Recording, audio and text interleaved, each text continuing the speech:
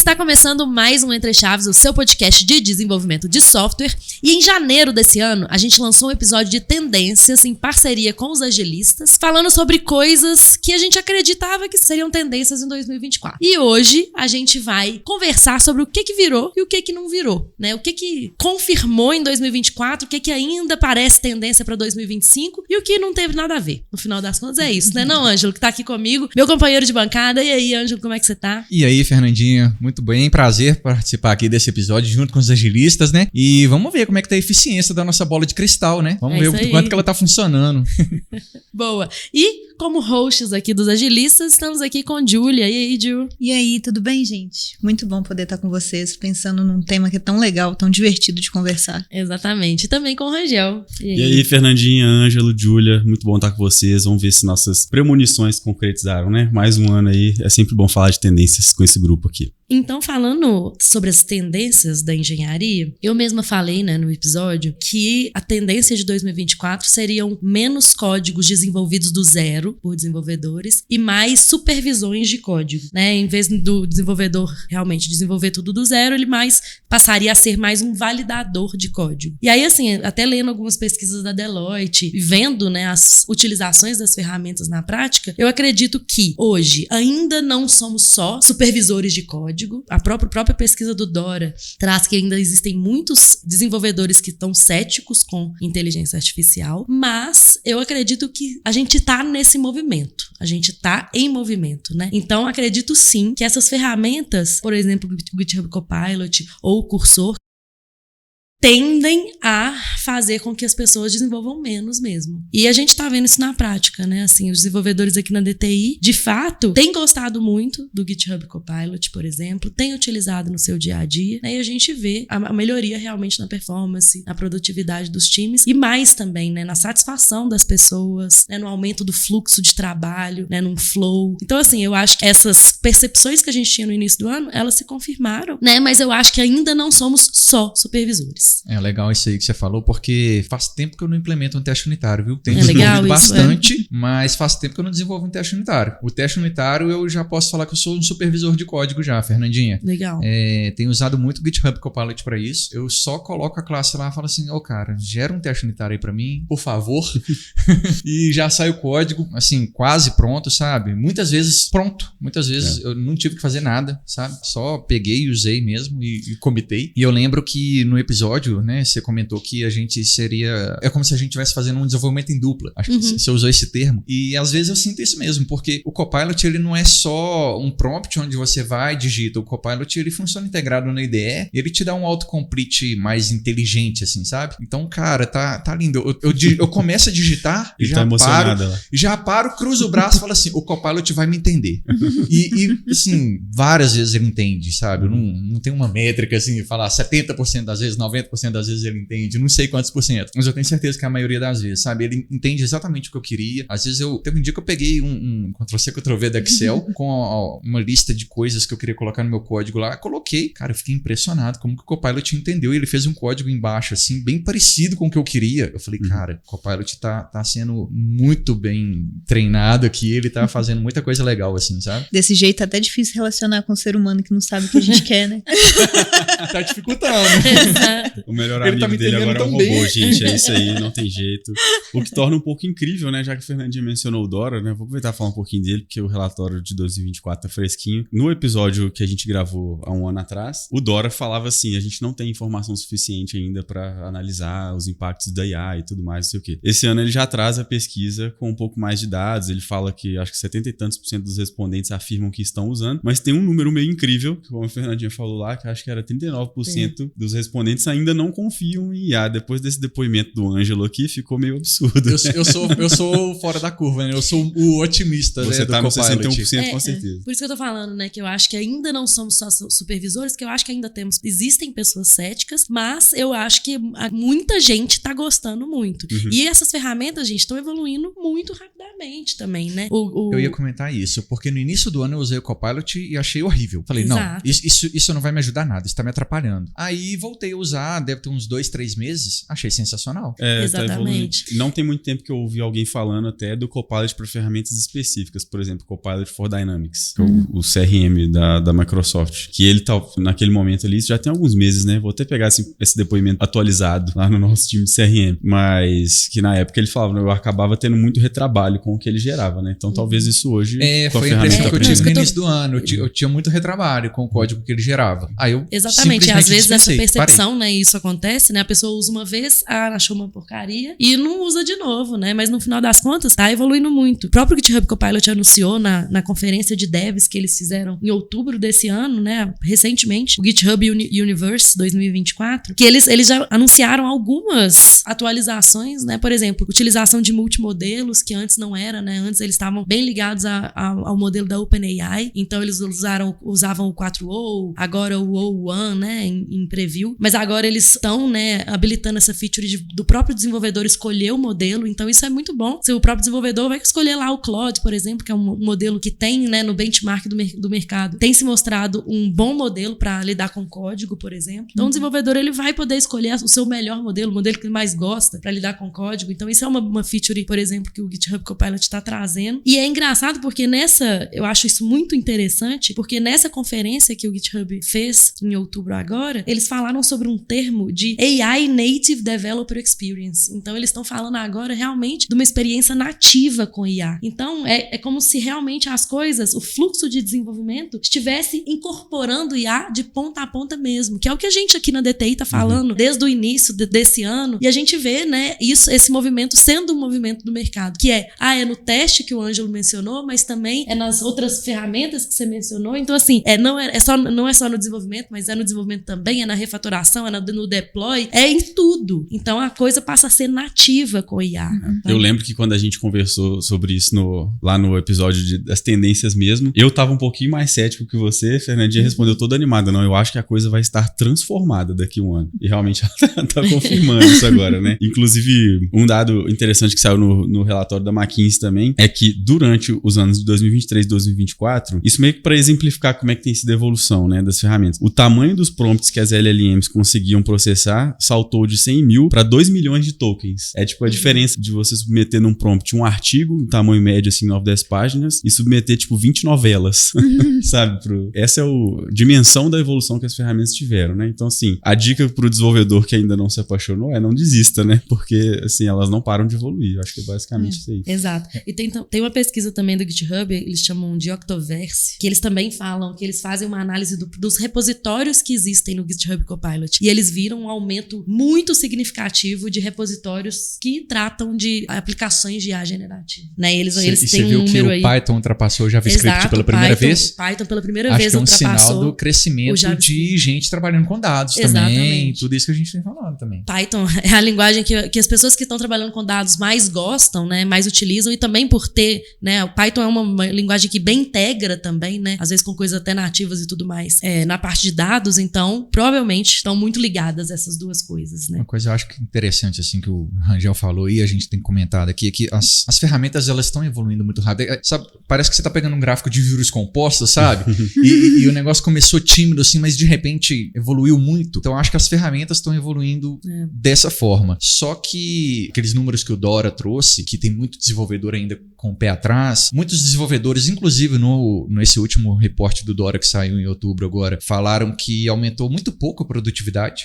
A maioria falou que aumentou só um pouquinho, né? Sabe? Eu, na minha opinião, assim, o que eu tô vendo do dia a dia, eu estaria na minoria lá, que eu falo que aumentou bastante a minha produtividade, mas eu acho que isso acontece, essa disparidade entre a percepção dos desenvolvedores e a evolução, porque tem que ter uma mudança cultural também, né? E aí, isso aí a gente pode extrapolar para falar mudança cultural que tem que ter nas companhias, nas empresas, no cliente, no processo, enfim, uma mudança cultural envolve muita coisa. Exato. Então acho que isso justifica um pouco disso. A ferramenta está evoluindo muito rápido, está entregando de fato muita coisa que ela promete, mas os desenvolvedores ainda estão um pezinho atrás por causa desse fator cultural. Exato. E aí tem, né, os early adopters, que sempre vão ser as pessoas, né, que os entusiastas, os empolgados de você, né? E tem os que sofrem de ansiedade porque não conseguem acompanhar. Exato, né? Mas ainda falando do GitHub Universe, que eu acho que eles lançaram umas coisas bem legais, o GitHub ele tem uma aspiração de alcançar 1 bilhão de desenvolvedores na plataforma deles. É uma aspiração bem grande, porque hoje, né, se eu não me engano, eles estão lá com 100 milhões. Então eles querem aumentar muito aí. Mas eles lançaram uma ferramenta, né, estão prometendo aí uma ferramenta que é o GitHub Spark, que é uma ferramenta nativa de IA para criar aplicativos de web pessoais, personalizados e funcionais inteligentes com linguagem natural. Então a pessoa, né, no seu computador vai lá conseguir criar um aplicativo com linguagem natural, sem nada, né, assim. Isso ainda é promessa, gente. Eu acho que isso ainda é promessa, igual Fica eu aí falei. pras tendências 2025. Né, eu ainda não olhei, confesso, porque, né, isso aqui foi em outubro, no final de outubro, né, essa conferência deles. Mas, assim, acredito que isso vai ser tendência de 2025. Cada vez mais essas ferramentas tentando criar softwares de forma autônoma, né? Dependendo cada vez menos mesmo do desenvolvedor. Como eu falei no início, né, desse grande tópico, acredito que hoje ainda não somos só supervisores, ainda tem, né, ainda programamos, ainda criamos código do zero. Estamos nesse movimento. Agora, para não sermos nada, não ser nem supervisor, aí eu acho que ainda me dá um pouco de desespero, assim, porque eu acho que isso ainda não vai acontecer em 2025, mas eu acho que esse tipo de ferramenta, tipo o GitHub Spark, o próprio Cursor AI que eu tava falando, que eu acho que vai, né, evoluir bastante como uma ideia bem integrada com IA para conseguir criar códigos mais facilmente, vai começar a depender, acho que cada vez menos do desenvolvedor. Mas eu ainda não acredito que em 2025 a gente vai ter códigos totalmente independentes do desenvolvedor, não. Tô nessa linha também. Acho que 2025 é um pouco cedo, mas que é uma tendência para os próximos anos. Toda ferramenta precisa ter o seu tempo ali de amadurecimento, né? ChatGPT não nasceu ano passado. Já tem anos que o pessoal tá trabalhando nisso. Ano passado explodiu, esse ano mais ainda, né? Mas esse tipo de ferramenta que a Fernandinha tá mencionando, se usar a linguagem natural para construir um sistema do zero, um aplicativo do zero, é a tendência. Isso vai acontecer. 2025, acho que é um pouco cedo, mas isso vai acontecer. Talvez a gente se surprenda, né? Se for 2025, a Fernandinha vai estar eu maravilhada de novo. Aqui. Vai ter que voltar e falar, não, gente, eu realmente era 2025 mesmo, né? Quem sabe? Agora, eu lembro que a gente também falou sobre, porque aqui a gente falou muito do ponto de vista do desenvolvedor, né? Se os assistentes ajudam mesmo ou não, a percepção deles, mas na época existia algum receio ainda por parte de grandes empresas, assim, né? Que não estavam ainda confiando totalmente pela questão de segurança, vulnerabilidade, etc. Se estavam usando os dados delas para treinamento, se ia vazar e tal. Alguém tanto percebeu. É que vazou, né? Várias coisas. Houveram vazamentos, né? Decorrentes disso ou não também, né? Porque, assim, a preocupação com cibersegurança, esse é um tópico que, assim, não morre de jeito nenhum. Pelo contrário, os investimentos só aumentam, né? Dos investimentos de TI previstos para os próximos anos, cibersegurança, nuvem ainda existe também, né? Tem muita gente que ainda tá na jornada para nuvem, mas cibersegurança tá junto com IA, né? O tempo todo aí. Mas vocês ouviram falar mais desse receio entre as empresas que vocês tiveram contato, assim, de eu não quero usar IA porque eu não quero expor o meu ambiente? Olha, eu percebo que, assim, existe as duas vertentes ainda, né? Existem grandes empresas que estão apostando muito justamente porque, assim, principalmente, por exemplo, com a Azure e, né, na parceria com a OpenAI, que eles conseguem colocar os modelos na própria Azure, né? E a gente consegue, via API, acessar esses modelos, né? Já gera uma segurança gigantesca, né? Porque tem ali a responsabilidade também dividida com a Microsoft, né? Com a Azure. Então, acredito que isso gera uma confiabilidade. A Amazon, que também foi por um outro caminho de um modelo que é open source, mas que a gente consegue acessar via infraestrutura da Amazon, também é um outro caminho. Mas, enfim, acredito que os grandes players também estão evoluindo e se posicionando para garantir para os clientes finais cada vez mais uma infraestrutura de maior segurança e maior confiabilidade. Então, eu vejo grandes empresas, né, até grandes clientes nossos que, poxa, vamos embora, é a inovação, esse é o caminho, vamos acessar mesmo a API da OpenAI via Azure, porque, como eu falei, né, é mais confiável do que só a partir da OpenAI, ou vamos colocar um modelo open source aqui na Amazon, enfim, mas eu acredito, vi muito isso, e vi também algumas empresas com precisamos de convocar o comitê de segurança aqui e ficaram nessa por muito tempo, então até agora às vezes, nessa discussão de podemos ou não. Exigindo mais respaldo, né? Relatórios e formalização de autorização.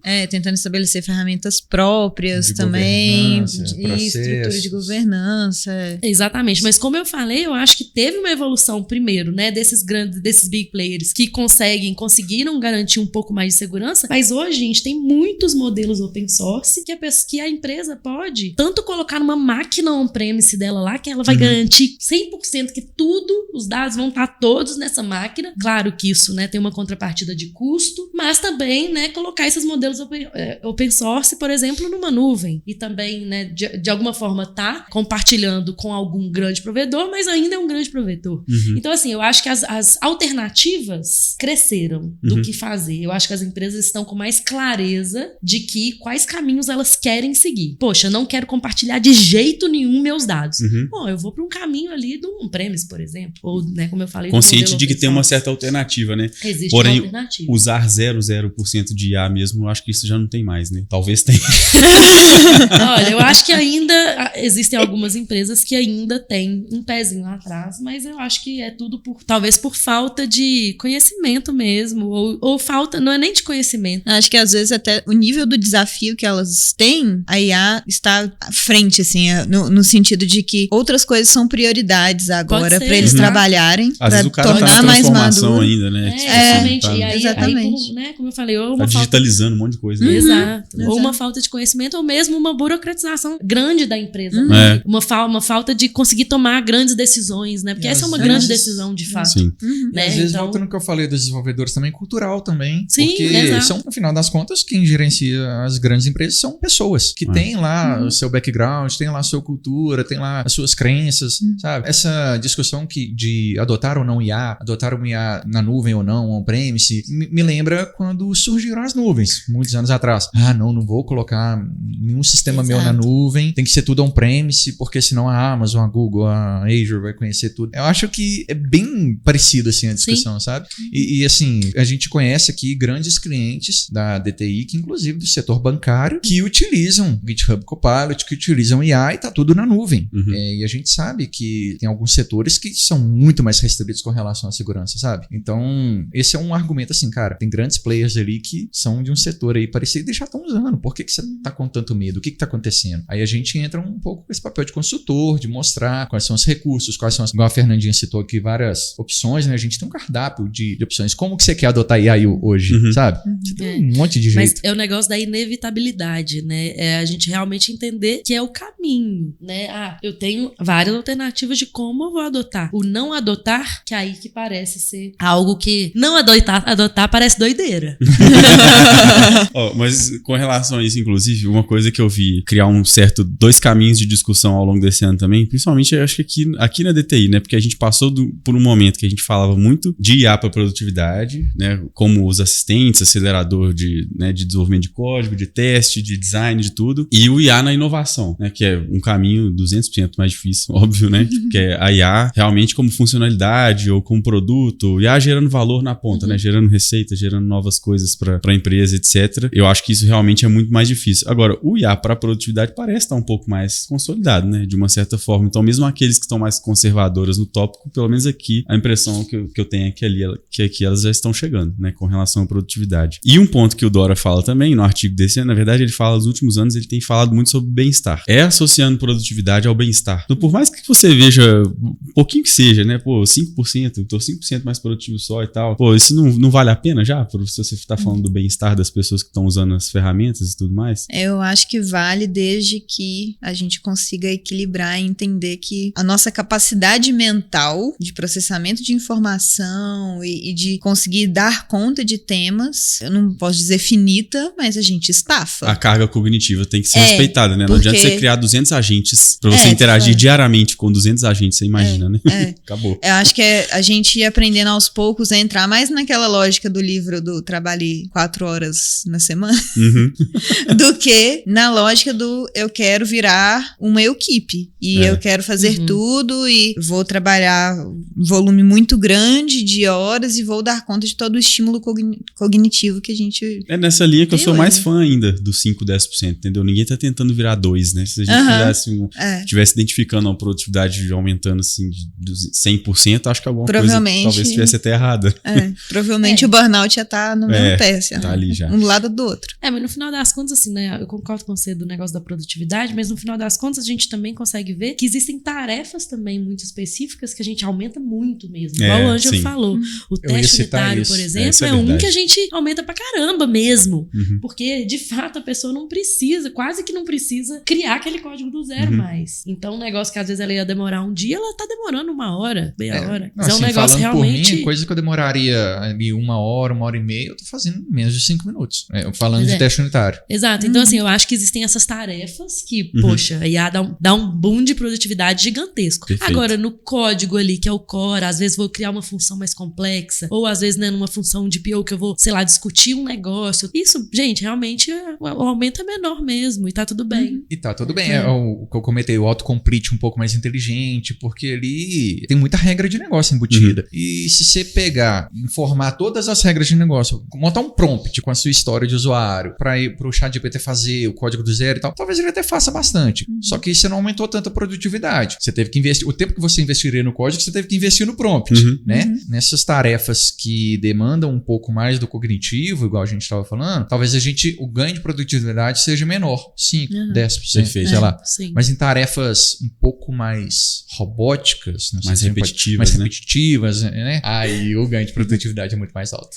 Pois é, uma coisa que, assim, também quando a gente fala de produtividade, a gente às vezes associa só a questão de reduzir tempo, né? Assim, no caso de design, algumas discussões que a gente teve no passado foram assim, a gente ganha tempo numa tarefa específica, mas não necessariamente a gente ganha tempo no todo, porque tem coisas que são da interação com pessoas, é disponibilidade, de conseguir ter um contato para fazer um teste, para fazer uma entrevista e por aí vai. Mas uma coisa que, assim, dá para poder dizer com total certeza que nos nossos processos a gente conseguiu trazer muito mais ao longo desse ano foi ganhar qualidade de profundidade nos mapeamentos, da gente conseguir chegar muito mais pronto para conversar e para tomar decisões e para a gente sair das conversas com direcionamentos mais claros do que a gente tinha antes, assim. Hoje a gente tem uma capacidade de processar, quase o HD externo, assim, da cabeça, né? De processar mais informações, de conseguir deixar elas mais preparadas para as discussões muito mais rapidamente. Sim. Eu concordo totalmente, assim, né? Às vezes a produtividade, ela realmente não é expressa na velocidade, mas na qualidade daquilo que no final das contas, em algum momento, vai se refletir em custo também. Eu acho que quando eu falei, eu tava muito pensando no meu próprio exemplo, tipo assim, grande parte do que eu faço é produzir reportes, apresentações. E, obviamente, eu consigo fazer isso mais rápido hoje, mas isso não vai, é que eu não vou passar a produzir 200 reportes por causa disso, entendeu? Porque, né, honestamente, vou morrer, posso falar aqui. Não dá pra ficar só porque eu produzo mais rápido, até porque, mesmo negócios falam de supervisores de código, né, a gente tem que ser supervisor de tudo, né, que a IA produz. Então, não é realmente só cria aí pra mim e eu já saio divulgando, né? O trabalho de revisar aquilo tudo ainda existe também. Total. Mas o fato, gente, assim, na minha percepção pelo menos, é que, inclusive nos meus trabalhos também, como você falou aí, né, que você produz relatórios, eu também tenho muita parte, né, de gestão e tudo mais. Pouco código, o Ângelo, né, falou mais a parte de código, mas o fato é que, assim, pra mim, em 2024, olhando, né, nessa retrospectiva, as minhas atividades, eu melhorei muito mesmo. Sim. Eu tô realmente produzindo coisas melhores e mais rápido. Cara, eu saio com mais confiança muitas vezes. Tipo assim, olha que legal isso aqui que eu fiz. Me preparo melhor para reuniões, né? Me preparo melhor pros podcasts aqui, sabe? Assim, é realmente tudo. Eu me sinto mais preparada. Né? Mas na virada de 2023 para 2024, eu tava trabalhando em outro projeto que eu tinha uma atuação menos técnica. Eu usei muito o ChatGPT para coisas desse tipo. Usei muito IA para não só o ChatGPT, Gemini, etc, né? Mas para coisas desse tipo. A gente tinha que preparar para reuniões, para apresentações, e eu julgava um monte de informação lá e falava, cara, me traduz aí pro português corporativo, sabe? E ele trazia ali numa linguagem mais adequada para eu montar os relatórios, os slides, etc. Então, ganhei produtividade e qualidade também no início desse ano fazendo coisas desse tipo. Só uma observação no episódio de tendências, você citou, Pedro, tudo que a inteligência artificial faz, eu tenho que dar uma conferida. E aí, na hora que eu tava ouvindo, eu fiquei assim, e agora o que a gente faz, às vezes a gente dá uma conferida na inteligência artificial. Sim, verdade, virou um pouco essa chave a gente mesmo. Vai fazendo os dois lados, assim, né? Sim. Uma outra coisa que eu queria trazer também que a gente falou, é que a gente, enfim, eu acho que repetimos algumas vezes durante esse ano, pelo menos no Entre Chaves, foi sobre a necessidade da regulamentação, né, da IA mesmo, no geral, do que a IA produz, se ia ter alguma contrapartida do governo, ia ter alguma lei. Vocês observaram alguma relacionada a isso, regulamentação? Tem um projeto que é até de 2020, mas ele ainda está em tramitação. Então, assim, que realmente já virou, a gente estava até conversando antes, né? Não acho que evoluiu tanto. Eu sei que os grandes líderes foram várias vezes na Casa Branca falar sobre isso, né? Você sempre via falando, Mark Zuckerberg tá lá conversando com o Biden ou com o Senado, qualquer coisa assim, pra falar. E por vezes alguém falava, algumas notícias eram, estão criando o botão do pânico, né? Pra quando a IA avançar demais, a gente ter como parar. Eu acho que eu vi evolução também com relação às marcas d'água, na produção de imagem. Não. E mais recentemente, agora eu já não vou lembrar qual, alguma das plataformas que anunciaram que estava querendo criar a marca até pra texto também, por conta dessa questão de proteção autoral, né? Mas eu acho que em termos de regulamentação mesmo, eu vi muito pouco avanço, assim. Eu vi mais essas notícias das próprias plataformas tomando certas ações, mas muito pouco de governo interferindo. Né? Vi pouco também, eu acho que é sempre assim, porque a tecnologia avança muito mais rápido que as leis. Né? Sim. O tanto que demorou para sair a LGPD, LGPD, sabe? Né? A LGPD, assim, eu lembro que ela foi sancionada, se não me engano, em 2018. Mas, gente, os dados pessoais estão aí. Mas era 2018, mas também com uma grande... Para entrar só em 2020, entrar, eu acho né? que só em 2020, assim, um grande período para as empresas adaptação. Se adaptarem. Então, e aí, assim, a mesma coisa está acontecendo agora com IA generativa e com a tecnologia de forma geral, é sempre assim, né? Primeiro vem a tecnologia, aí aparecem os problemas, o pessoal tem que correr atrás de governo, leis, empresas para poder ajustar. Mas assim, a gente sabe que é um processo muito mais lento ajustar uma legislação do que treinar um modelo de GPT, sabe? Aqui, ó. Google cria marca d'água invisível para textos gerados por IA. Isso foi em outubro, mesmo, 2024. Muita gente deve ter tremido aí agora. Mas é uma iniciativa da própria Google, né? Da própria Google. Sim. Tava pesquisando aqui. Em termos de tecnologia, dificilmente a gente erra, né? Porque quando a gente tá falando da tendência, na verdade é uma coisa que já tá acontecendo, já tá evoluindo. Talvez a gente erre um pouco a timeline, né? Uma coisa acontece mais cedo ou mais tarde, mas dificilmente a nossa bola de cristal vai estar errada aí, né? As coisas estão mudando muito rápido. Mas eu acho que também não estão se invertendo tanto de um ano pro outro, né? Júlia, o que você diria aí? Se a gente pensar no episódio lá de tendências em produto e design, as principais coisas que a gente falou, se você quiser já retomar aí 1 ou 2 tópicos que foram os principais pra gente trocar uma ideia, ver se foi ou se não foi, né? Um dos primeiros tópicos que eu acho que vale a pena a gente falar foi sobre o espaço realmente para os papéis de produto e design que a gente tratou no começo do ano, muito num tom de havia um espaço considerável, muito aberto, aí de repente veio uma restrição muito grande em 2023 e a gente trouxe que em 2024 provavelmente a barra ficaria mais alta para que as pessoas de produto e de design conseguissem ter voz dentro das empresas e conseguissem se posicionar de maneira mais estratégica. E esse ponto... realmente acredito que foi, assim. Eu acho que a gente hoje precisa ter um esforço muito maior para poder falar a língua do negócio, para poder justificar as iniciativas. A gente vê pelos pontos de contato que a gente tem, pelos contextos que a gente trabalha dentro dos clientes. O trabalho está evoluindo, a inovação continua, mas a barra está muito mais alta para que o projeto caminhe para frente, para que o produto saia, para que a solução evolua. Eu acho que a gente sempre fala um pouco da ambiguidade, mas eu tive a impressão de que ao longo desse ano a ambiguidade aumentou mais ainda, né? Tipo assim, um pouco mais de mistura dos papéis, né? O cara não vai ser realmente só de produto ou só de design e mistura com operações e o cara tem que saber conversar muito de tecnologia. Eu sei que parece até meio repetitivo isso que eu tô falando, mas eu acho que eu vi muito isso aumentar esse ano. A gente começou até a procurar novos termos, sabe? Pros papéis dessas pessoas que estão puxando a gestão do time, que elas estavam realmente fazendo não só a gestão do produto, mas do time também, né? Então misturando aí produto e operações. Uma percepção um pouco mais particular, mas eu acho que foi isso você mencionou. Você mencionou no episódio. É exatamente esse ponto. Eu acredito muito mesmo nesses papéis muito mais generalistas, né? O Schuster usa muito aquela expressão da ignorância intencional, então eu acho que as pessoas elas devem cada vez menos ser ignorantes, né, intencionais, no sentido de saberem o que elas precisam entender sobre tecnologia. Pessoas que não são de tecnologia entenderem sobre tecnologia e vice-versa também, né? Pessoas de tecnologia entenderem mais sobre produto, sobre operação, né? Então eu acho que essa parte aí de ser generalista, é um negócio que 2024, acredito que foi ainda mais claro, assim, pra gente, né? Eu acho que teve muito disso ainda, da continuidade mesmo do período da eficiência digital ainda, né? Dessa restrição de orçamentos ainda. Então, eu acho que a gente ainda tá nesse mesmo... Ainda estamos, por mais que o mercado, acredito que deu uma crescida, assim, né? Talvez tímida em 2024, mas teve. Eu acho que ainda temos essa demanda muito forte por eficiência, né? E aí, falando nisso, até nos novos termos aí, muito da inteligência artificial veio também, né? Pros POs, principalmente pros designers também, pra parte de operações, também forçando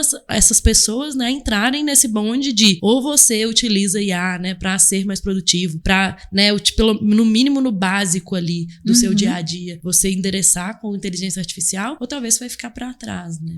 Mas sabe que eu acho que isso é o que facilita um pouco desses papéis mais generalistas, sabe? Quando você pega, às vezes, uma pessoa que tem uma formação totalmente de produto, design, nada ou quase nada de tecnologia, hoje a gente, com o GPT, com essas ferramentas aí de IA generativa, a gente consegue fazer uma pesquisa ali. Uma pessoa de produto consegue fazer algumas pesquisas ali. É um pouco de democratização da informação, né? Então isso facilita um pouco desse papel generalista, né? E isso que a Fernandinha falou aqui agora, né? De saber usar a IA. Muita gente fala sobre quanto que a IA vai substituir os empregos e tal. Sempre tem, né? Quando a gente fala de tendência, sempre tem um papo desse tipo, né? Outro dia aqui, conversando com os backstages aqui dos nossos episódios de agilistas e entre chaves, comentei com uma certa pessoa que a IA, ela não vai de fato substituir muita gente, ela vai substituir as pessoas que não sabem usar IA. É um pouco diferente, sabe? As pessoas, tanto de produto ou de engenharia, seja lá do que for, que souberem usar bem a IA, elas não precisam se preocupar, porque a IA vai ser a realidade do nosso mundo de desenvolvimento, de tudo hoje em dia, né? Já é a realidade, inclusive, né? Acho que isso facilita um pouco esse trabalho de generalista que a gente tá comentando aqui, né? Eu não terminei de ler o relatório todo ainda, eu acho que a gente vai acabar fazendo um episódio sobre ele, que é o relatório que sai uma vez a cada trimestre da McKinsey, né? Ele fala muito de tendências, mas ele o que saiu recentemente falou exatamente isso que o Ângelo falou aí, tipo assim, que as premonições mais catastróficas sobre substituição das pessoas, etc., não é bem isso, né? Na verdade, está surgindo espaço para quem sabe usar. E quem se preocupa muito em se ater aos limites do seu cargo, na sua função, isso é o que tende a deixar a pessoa um pouco mais para trás, assim, porque ela tem tudo para transcender agora, né? E assim, na minha visão mais pessoal, eu acho que isso é uma tendência que continua. A ambiguidade, como é que fala ambiguidade para mais de dois? É isso. Porque eu acho que a tendência é expandir cada vez mais, e você pode ter os agentes para te complementar, né? Os experts para te complementar naquilo que você tá falhando um pouquinho. Você pode configurar o ChatGPT para ser expert em determinado assunto, né? Exato. Agora sim, eu acho que tudo traz efeitos colaterais, né? Sejam efeitos colaterais positivos ou negativos, mas que tem esse nome de efeitos colaterais, só uma coisa que não estava previamente prevista, né? Assim, com relação a esses papéis mais generalistas, eu vejo uma possibilidade muito boa do time em si ter menos silos. Então, todo mundo tem uma visão, ainda que não tão aprofundada, sobre a qualidade de entrega que o outro papel deveria ter, o que precisaria para poder complementar um papel com o outro. Isso é algo que a gente ganha a partir do momento em que esses espectros entre, né, um papel e o outro ficam um pouco mais tênues, assim, né? E a gente vai conseguindo se complementar. Agora, isso traz uma necessidade muito grande de uma comunicação muito assertiva dentro do time para não gerar redundância, para não gerar estresse. Eu achei que você ia pegar, não, eu achei que você ia puxar, e aí ninguém puxa, ninguém faz, ninguém resolve. Deixa que eu deixo, né? Então acho que assim, é uma responsabilidade que se desdobra desse novo cenário. Legal. São essas as percepções. Então, esse aí, no nosso check de tendências, eu acho foi, que não foi? Foi ou não foi? Eu acho que esse continua sendo, né? Pode ter sido nada muito... Uma coisa que talvez a gente tenha visto de forma muito absurda ao longo do ano, talvez não, mas que continua sendo uma tendência. Uma coisa que vocês mencionaram, se eu não me engano, nessa parte, né, dos papéis, dos POs e dos designers, e até talvez assim na estratégia do produto, né, no geral, foi de produtos mais orientados a dados, né? E aí eu acredito que isso, né, até olhando para essa parte da inteligência artificial e eu acho que 2024 foi ainda mais crescente o movimento de empresas adotando IA no seu negócio, né, para tentar revolucionar de alguma forma. Então eu acho que isso também se confirmou, né, de produtos orientados cada vez mais a dados, e eu acho que a tendência é ainda de ser, a curva ainda de ser mais agressiva, né, talvez em 2025, de realmente empresas estarem adotando mais inteligência artificial em seus negócios mesmo, né, em seus core business e seus produtos, justamente por entenderem, né, eu acredito que agora as pessoas estão entendendo, as lideranças, a parte executiva, estão entendendo realmente que é uma virada de chave que agora precisa, né, de incorporar a inteligência artificial nos seus produtos, né. E é quando a engenharia entra como habilitadora, né, de poder fazer um monitoramento, ver onde o usuário está usando mais, onde o usuário está demorando mais, onde o usuário está sofrendo mais, trazer tudo isso para o produto para a gente poder usar isso como insumo para uma melhoria para o usuário, para experiência, para evolução. Esse papo é antigo, né? Mas hoje a gente tem cada vez mais ferramentas para isso. E quando a gente conversou sobre isso um ano atrás, a gente tinha menos dados, né, para falar. Hoje tá todo mundo buscando até mais quantificar o quanto mais produtivo a gente está sendo, quanto mais receita isso está gerando. E aí tanto Gartner, McKinsey, qualquer um que você quiser aí já estão apresentando gráficos que mostram, né, as previsões, em até 2 anos, tantos % dos CEOs já vão estar com, já estão prevendo ter o uso de inteligência artificial em pelo menos uma função de negócio, né, algumas coisas assim. A gente também na DTI já tem preocupado em tentar medir o impacto disso na maioria dos nossos times, e já tem empresas, né, que estão realmente rendendo receita com a inteligência artificial. Esse tema de inteligência artificial em 2024 teve uma importância executiva muito grande na DTI, né? Você falando sobre a DTI. E isso se desdobrou de 2 formas bem claras, assim. Tanto, né, a gente alterando o nosso core business para sermos mais produtivos utilizando IA, quanto também explorando oportunidades nos nossos clientes, né? Para que eles pudessem também usufruir de novas oportunidades e novas modificações mesmo em seus produtos para incorporar IA, né? E ser produtos melhores, né? Exatamente. Seja a gente proativamente, seja até os clientes também, mas assim, tem IA. E aí? Como é que a gente começa, né? Onde que a gente vai ver valor? Isso foi um ponto que até o Ale trouxe no episódio de Tendências de Produto e Design, desse primeiro momento que não necessariamente tem tanta maturidade nas proposições, em que as pessoas querem a inteligência artificial, às vezes, mais pelo hype do que, de fato, porque vê um potencial muito grande de resolver um problema real, mas, ainda assim, eu acho que faz parte do processo de maturidade. Não tem como você já começar do zero, super assertivo, né? Não vai ter bala de prata, então é muito importante mesmo que teste, que erre, a gente vive falando isso aqui, não vai ser diferente para esse novo momento de maturidade. O que leva, inclusive, a um outro ponto que a gente falou super, né, nesse mesmo episódio aí junto com a Ale, que é a questão de centrar o desenvolvimento de produtos no usuário, com IA ou sem IA. Você tem que fazer tudo orientado a realmente o que os usuários vão responder, com dados mostrando, orientando a tomada de decisões de maneira geral. E esse ponto, na época eu fiz uma ponderação e eu quero fazer ela de novo, que é, a gente... Lá no passado, e eu espero que seja realmente lá no passado, a gente já tenha dado um passo para frente com relação a isso, tinha uma perspectiva de que fazer soluções centradas no usuário era legal, era uma coisa que, assim, é boa prática. Não é boa prática. O negócio é, se você não focar em quem traz dinheiro para sua empresa, a sua empresa não se sustenta. É como se fosse desejável, mas você está dizendo que não. Na verdade, é essencial. É essencial. Você está melhorando a empresa para quem lá no futuro? Para quem paga, quem vê valor na sua empresa. Então, é muito estratégico, assim. E a gente tem hoje muito mais ferramentas para poder conseguir fazer um bom design centrado no usuário, uma boa gestão de produtos centrado no usuário, enfim, todos os aspectos, porque a gente tem muito mais condições de medir, de acompanhar, de processar feedbacks. A gente já tem formas de, a partir da inteligência artificial, facilitar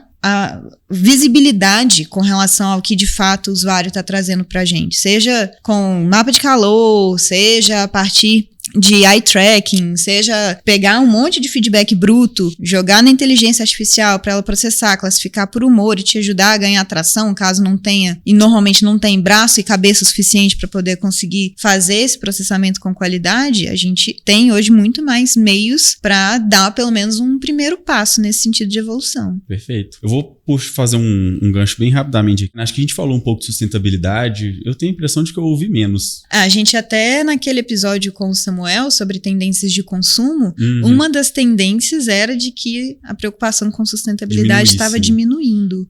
Esse eu não vou me arriscar menos, porque eu acho que tem muito assim talvez da minha ignorância, porque eu sei que, né, o assunto de ESG, ele é muito pertinente e continua, talvez pelo menos nos bastidores das empresas, assim, talvez só sem um grande alarde, né? Mas eu acho que essa preocupação, né, ambiental, social, inclusão, né, tudo relacionado, acho que continua importante, só talvez a gente escutou um pouco menos. Acho que apesar de, naquele reporte que a gente tratou, né, não ter ficado tão evidenciado, inclusive o pessoal ter trazido o que não estava tão em alta, eu acho que tem alguns pontos que eles já estão estabelecidos e que existe a preocupação estruturada por meio do ESG, mas também tem uma preocupação que é do ponto de vista de reputação nas redes sociais, de visibilidade com relação às empresas. Então, é meio que de um lado legal e de um lado que é mais organizacional. Eu vejo como esse ponto da ESG, que talvez não esteja tão no foco, mas as empresas estão sim muito preocupadas com a reputação delas, porque no que diz respeito à transparência, ética, principalmente essas coisas aí não deixam de perder relevância, né? Mas eu lembro realmente, né, que acho que foi no fim do ano passado que várias grandes empresas, tipo a Amazon, eu me lembro que no final do ano passado várias grandes empresas se posicionaram da importância do tema de sustentabilidade. E que, né, aí tinham várias desses compromissos, né, até 2030, carbono zero, coisas assim, né, várias empresas se posicionaram, mas realmente eu também tenho essa impressão que 2024 esse assunto perdeu um pouco a força mesmo, tem um palpite assim que esse assunto pode ter perdido força por interesses por trás de treinamentos, de modelos, de trabalhar com muito dado, porque quando a gente vê essas IA generativas, o tanto que é caro computacionalmente treinar, se a gente vê, é absurdo o tanto que gasta de energia, o tanto que emite de carbono para treinar modelos desse tipo. Então as empresas têm que colocar na balança o tanto que elas querem ser sustentáveis e o tanto que elas querem entregar soluções inovadoras que custam caro, né, para sustentabilidade. Pode bem ser isso, né? Assim, então, no final, né, vira uma balança que talvez nesse momento, 2024, pesou um pouco mais para inovação do que para sustentabilidade, né? Eu acho que tem um pouco disso. Às vezes não é nem tanto que perdeu força, é que outros assuntos ganharam mais força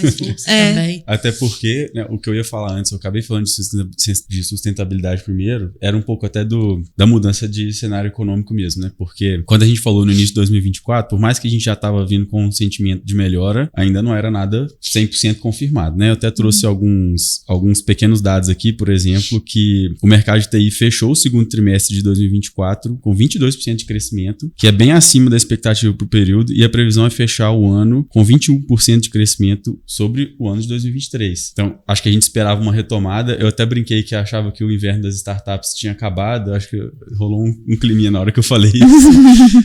E eu acho que do ponto de vista dos investidores, meio que acabou mesmo, né?